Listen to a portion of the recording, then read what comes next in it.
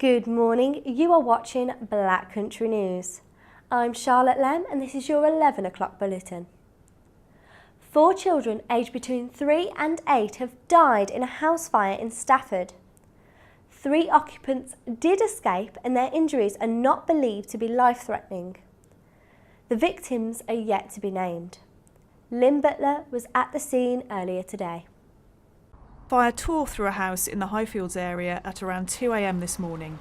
2 adults and a child did escape, but 4 children were pronounced dead at the scene. It's left a community in shock. It just woke me up, all the lights and that, and obviously I looked through the window and couldn't believe it.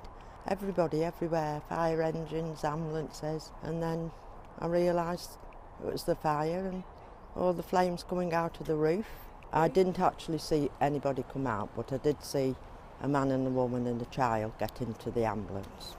It's like losing a member of your community. Well, it's exactly what, not just one, but number of, young lives, especially when they're young. I mean, it's tragic enough for the parents who have got to live with it. Staffordshire Fire and Rescue Service and Staffordshire Police are now investigating the cause of the fire, and a police cordon remains in place on surrounding roads. This is Lynn Butler for Black Country News in Stafford. In other news, Wolverhampton City Council has announced plans to increase the budget for refurbishment of the Civic Centre venue. A date for completion has also been released. Chloe Manifold has the story. The Wolverhampton Civic has said to have cost the council around £40 million in refurbishments, with work still going underway. It is expected to have lost the council £300,000 this year. I spoke to Barry Anderson, the site building manager, to find out more. It's a total refurb. Like I say, the scheme itself hasn't been finalised yet. They're still talking about different things, whether the new plant's going on the roof or whether it's going down in the basement, things like that. And we won't have the detailed drawings till before Christmas, maybe just after. When it's all going to be finished is year 2021. The plans include a new seated balcony and a modern glass-covered bar area above the main entrance. The Civic was meant to be fully finished by October this year.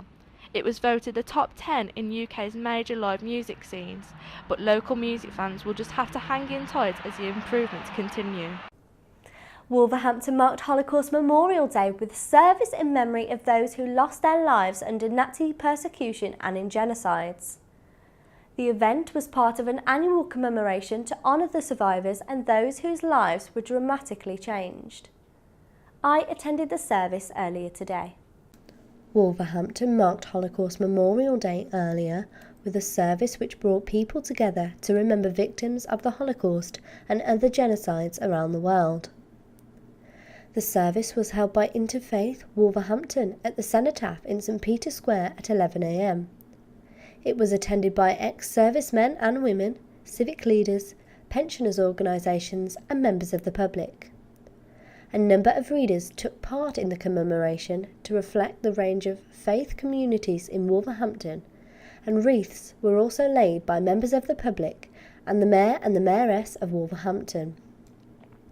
Martin Gomberg of Interfaith Wolverhampton believes in the importance of the event to raise awareness and bring people together.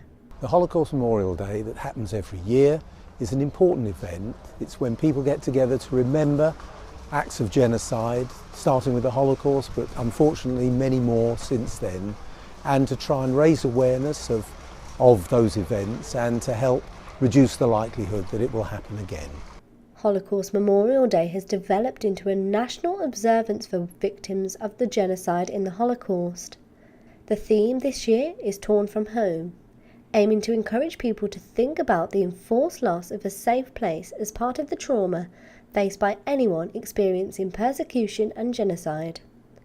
I'm Charlotte Lem, reporting for Black Country News. And finally, clothing brand Next has opened its doors of its new multi-million-pound store in Wolverhampton. The St John's Retail Park branch has doubled in size and is now home to Paperchase and Costa Coffee. Our reporter Amy Nichols went along and asked shoppers for their views. St John's Retail Park has set to open a new multi-million-pound Next store earlier this morning. It is to increase the amount of jobs in Wolverhampton and is to increase the economic state within the city. I spoke to members of the public to see what their opinion is on this event. Do you know what? I'm really happy about it. Wolverhampton, the shopping sort of arena has been dying a little bit, especially here at St John's Retail Park. We've had quite a few shops closed down. So it's a really breath of fresh air to have this open up. And there's a Costa Coffee upstairs as well. So it's a good place where you can chill and hang out while you're doing your shopping. And it's the first ever paper chase. Well, I don't think it's the first, it's the only paper chase here in Wolverhampton as well. Close to the ring road as well. People see it, want to come and visit, A little bit out the way for people who have to come on buses. You need cars up this end, really. Good idea to have paper chase and Costa as well, which is more, community friendly, and the cards, we need some decent card shops as well. That's all from me. I'll be back at the same time tomorrow.